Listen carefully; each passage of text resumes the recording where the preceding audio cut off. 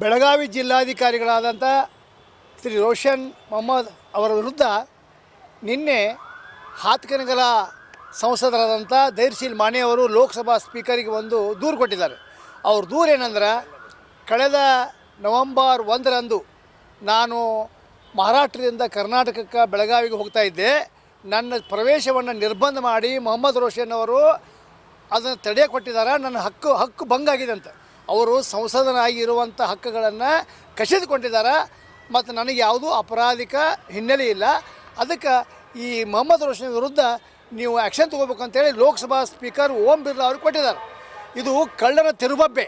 ಯಾಕಂದರೆ ಇಡೀ ದೇಶ, ಇಡೀ ಮಹಾರಾಷ್ಟ್ರದ ಎಂ ಪಿಗಳು ಮೇಲಿನ ಮೇಲೆ ಬೆಳಗಾವಿ ಬರ್ತಾರೆ, ಯಲಮಗುಡ್ಗೆ ಹೋಗ್ತಾರೆ, ಬನಶಂಕರಿಗೆ ಹೋಗ್ತಾರೆ, ದೇವಸ್ಥಾನಕ್ಕೆ ಬರ್ತಾರೆ, ಬೆಳಗಾವಿಯಲ್ಲಿ ಇರ್ತಾರೆ. ಯಾವ ಎಂ ಪಿನೂ ಇನ್ನೂವರೆಗೂ ನಮ್ಮ ಜಿಲ್ಲಾಧಿಕಾರಿಗಳು ತಡೆದಿಲ್ಲ, ನಿರ್ಬಂಧ ಆದೇಶ ಮಾಡಿಲ್ಲ.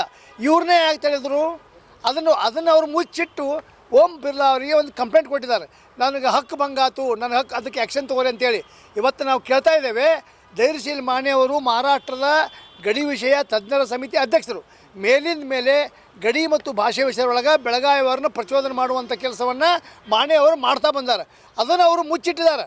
ಆದ್ದರಿಂದ ಇವತ್ತು ಯಾರು ಜವಾಬ್ದಾರಿ ಹೆಚ್ಚೈತೆ ಅಂದರೆ, ಬೆಳಗಾವಿ ಸಂಸದ ಜಗದೀಶ್ ಶೆಟ್ಟರ್ ಹಿಡ್ಕೊಂಡು ರಾಜ್ಯದ 28 ಎಂ ಪಿಗಳು, ವಿಶೇಷವಾಗಿ ಪ್ರಹ್ಲಾದ್ ಜೋಶಿ ಮತ್ತು ಸಚಿವರಾದ ಕುಮಾರಸ್ವಾಮಿ ಅವರು ಬಿರ್ಲಾ ಅವ್ರನ್ನ ಭೇಟಿ ಆಗಬೇಕು. ಯಾಕಂದ್ರೆ ನಾಳೆ ಬರೀ ಸಂಸದರ ಹಕ್ಕು ಉಲ್ಲಂಘನೆ ಅಂತೇಳಿ ತಪ್ಪು ದಾರಿ ಎಳೆದು ಏನಾದರೂ ನಮ್ಮ ಜಿಲ್ಲಾಧಿಕಾರಿ ಮೇಲೆ ಕ್ರಮ ಆದರೆ ಅದು ದೊಡ್ಡ ಅಪರಾಧ ಆಗ್ತದೆ ನಮ್ಮ ದೃಷ್ಟಿಯೊಳಗೆ.